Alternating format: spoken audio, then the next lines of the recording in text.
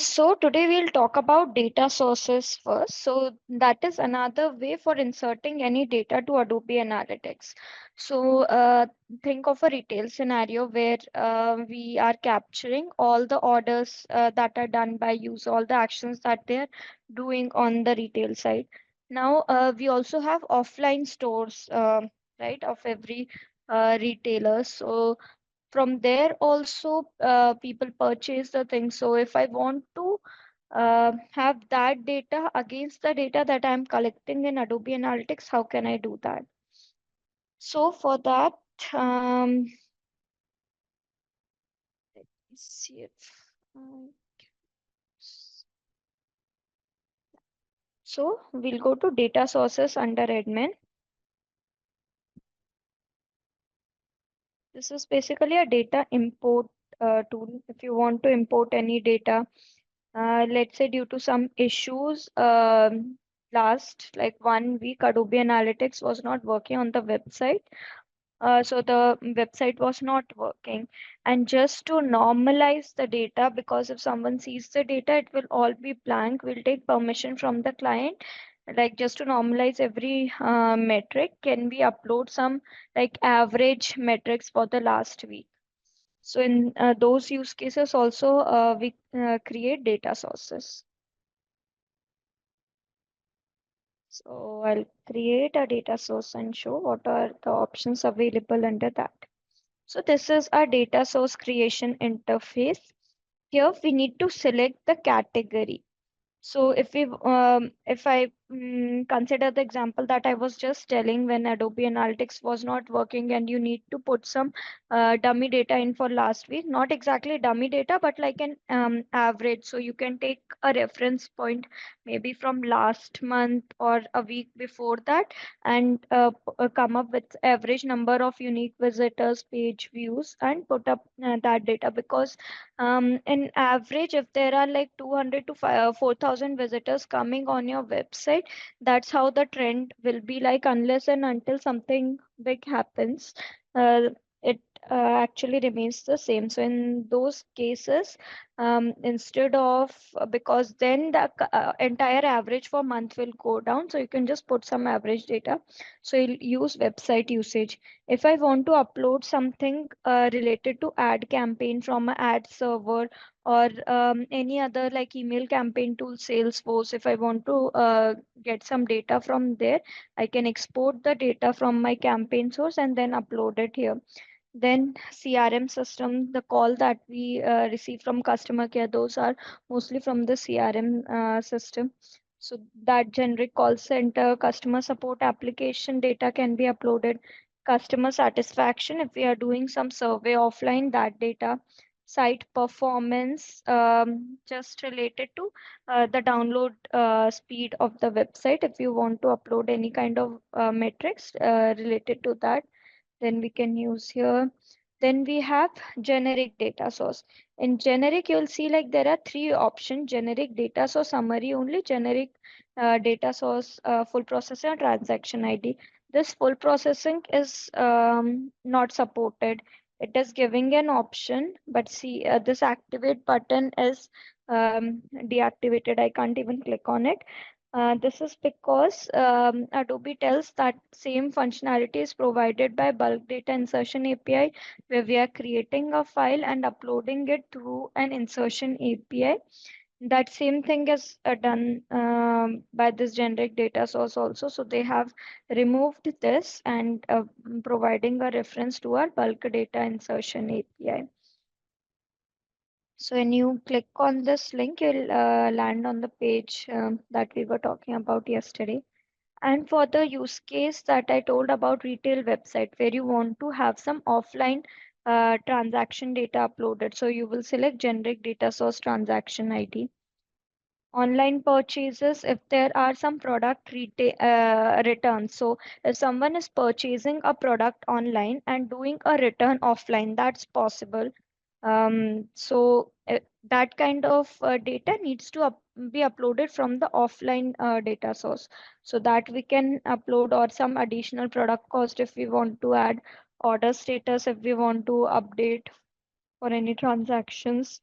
If we want to upload saying orders delivered or still in process, that can also be seen. Then leads and codes is basically lead generation is when someone is doing some kind of subscriptions or form completions. That kind of data maybe you are storing in some tool like Marketo. So you can export from there and again import here. So this is done basically if you want to see all this data in Adobe's reporting interface, which is Workspace. Obviously, another option is export data from Adobe Analytics, then have this data in a CDP or a data warehouse, bring in data from other data sources, and then combine this data. Then any kind of offline channel, marketing channel data that can also be uploaded. So I'll take one example. Let's say ad campaigns or CRM. Everything, like anything I select, the option interface is same. So this will be easier to relate, saying if I am coming on a website and then I'm getting a call from the customer care center and I give some inputs to the customer care executive, they are maintaining that data, and if I want to upload that, what will I do? So I'll select this, I'll click on activate, and then we will land at this interface where we'll name the data source.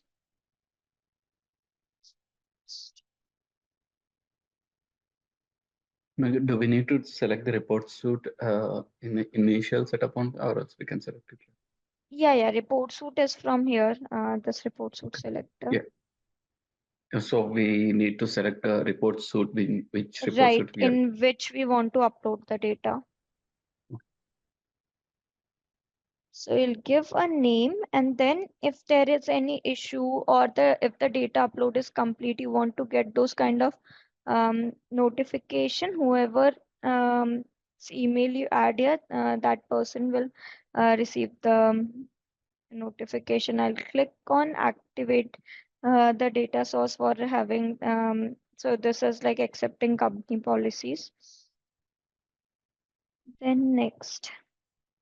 Mega, I'm not seeing anything. I'm just seeing the data source creation on it. Oh. You're not seeing this a sub window saying the step one, step two. No, I'm seeing just the select category and select type, and that's it. Okay. The initial data source creation Is it window. visible Yeah, now? yeah, yeah. I can see it. I'll It go is on. back. Okay, yeah, I can see it. So I'll just go back. This is the window that pops up when I select activate button. Okay.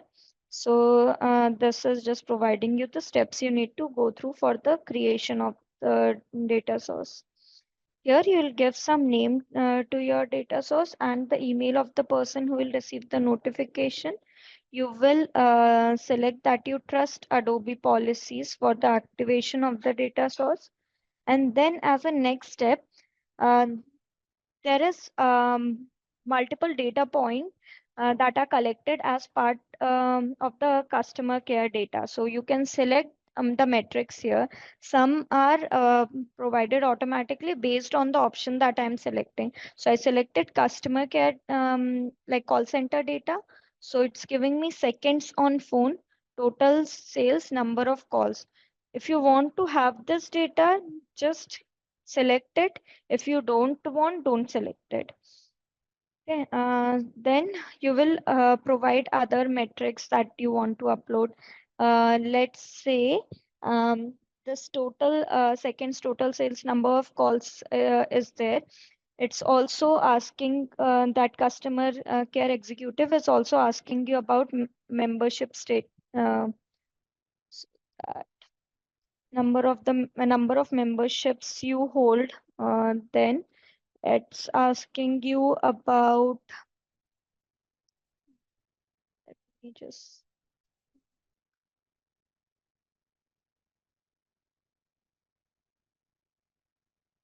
like the total, um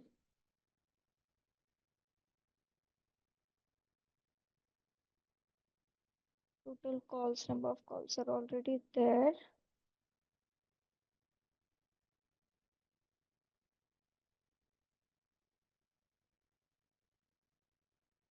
Number of products I'll consider. Number of products that are bought by customers. So all this data is available. I'm just thinking randomly, but obviously in CRM they will have a data file with all the data that they have about the customer. It's not just the data that they collect from you, it's the website data as well. Whatever interactions you are doing, that data is available with the customer care representative. And also any kind of like offline things that are doing, that data is also there with CRM. They also purchase data from different sources. So there are some providers who sell data. Some are like legal, some are not, but still like they have all these metrics. Then I'll choose the dimension values that I want. So first thing is we'll map all these metrics to some event number, like the custom events that we give. So I'll just randomly take some events here.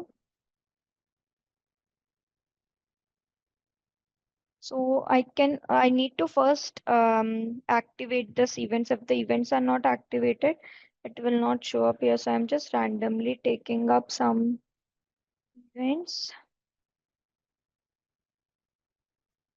Okay.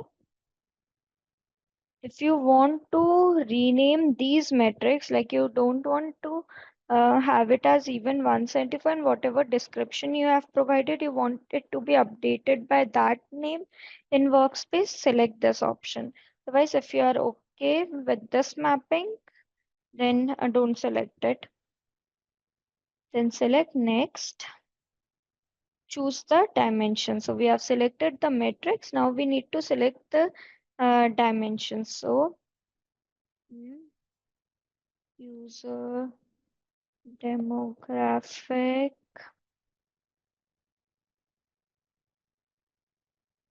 and then organization,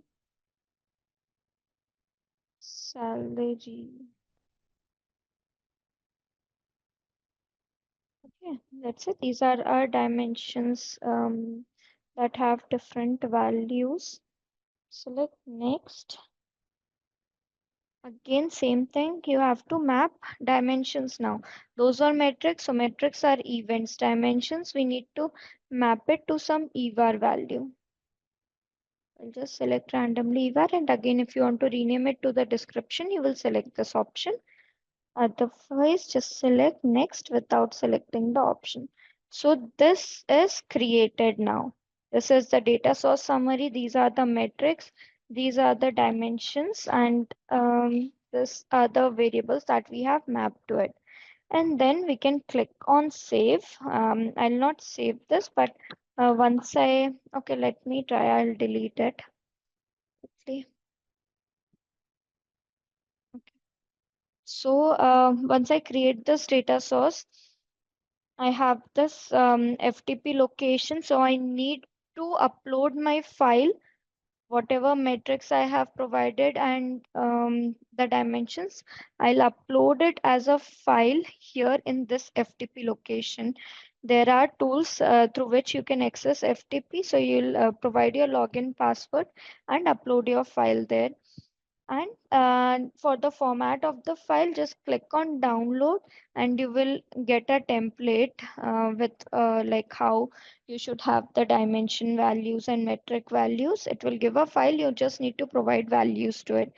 And every data that you are uploading should be associated with a date. Date is like a mandatory column, because in workspace reporting we select the date range at the top. So we want to know the data that we are uploading from what to what date it belongs to. So date is a mandatory parameter. We need to upload like whenever that action happened, and all other fields. So you just download the template and upload it to this file.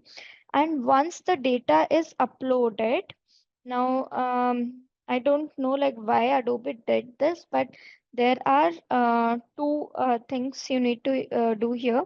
You'll upload this file uh, by downloading the template, entering all the details to this location, and then you will also upload an empty file with .fin extension with the same name.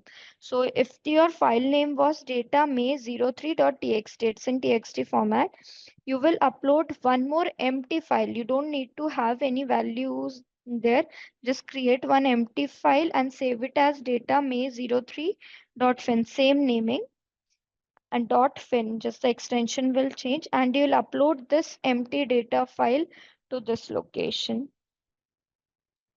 So this is a mandatory thing. Every time you upload a data file, upload a file with the same name, with no contents, empty file, and .fin extension.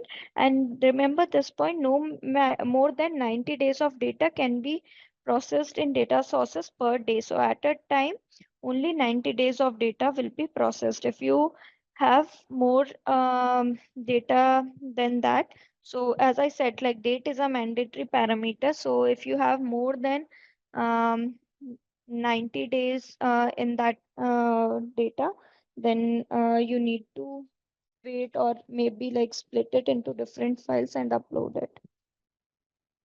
So, Mega, is there any limitation for number of data uploads for depending on contract You're asking about the limitation of data, like data? how much Mm-hmm. amount of data we can upload.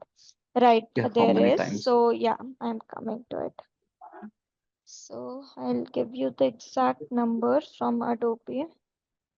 It keeps on changing.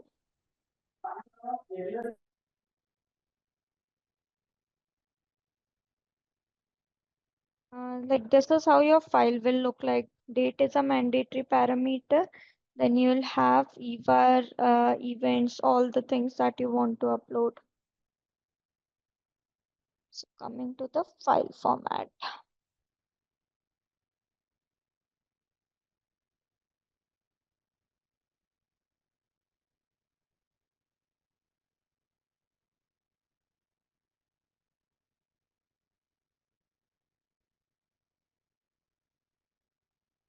It should be some.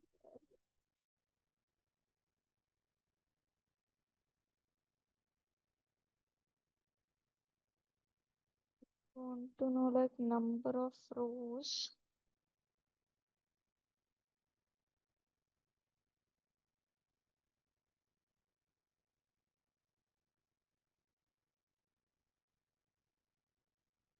Yeah.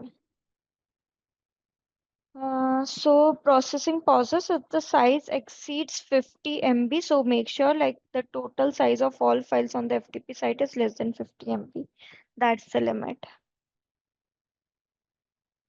So I'll give you this link to the document. It changes, like a while back it was 45 MB and then they changed it to 50.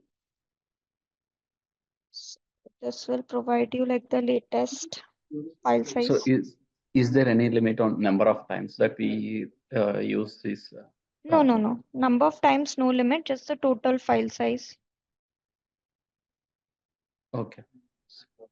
You can like keep on creating. If you have like 100 MB of data, create two data sources, like twice you can upload the data. Mm-hmm. Okay. Got it. Okay, so this is how we create data source. This is second method for uploading the data. First was API, this is second, and classifications is another thing to upload the data. But that has another use case, that we have a primary key, as I told, an example for campaign ID, and then we are uploading some additional data associated to it. But here you can even import like total offline data. So that's a use case for data sources.